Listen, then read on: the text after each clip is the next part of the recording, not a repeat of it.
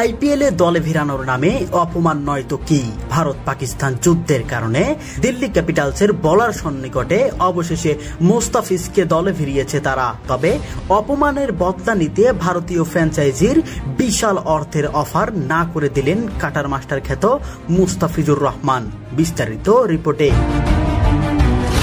আইপিএলের ফেরে অফারে দৌড়ে থাকা দিল্লি ক্যাপিটালস দলে ফেরালো বাংলাদেশ দলের পেস বোলার মুস্তাফিজুর রহমানকে। মুস্তাফিজের খেলার বিষয়টি নিশ্চিত করেছে দিল্লি ক্যাপিটালস ফ্র্যাঞ্চাইজি। ভারতীয় 6 কোটি রুপিতে দলে নিয়েছে ফ্র্যাঞ্চাইজিটি, যা বাংলাদেশের টাকায় প্রায় 8 কোটিতে দাঁড়াবে। 2 বছর আগেই দিল্লি ফ্র্যাঞ্চাইজির হয়ে খেলেছিলেন বাংলাদেশের এই বাঁহাতি পেসার। মূলত মুস্তাফিজকে বদলি ক্রিকেটার হিসেবেই দলে নিয়েছে Delhi. Australian opener Jake Fraser ম্যাকগ্রাকের বদলি হিসেবেই দলে মুস্তাফিজ।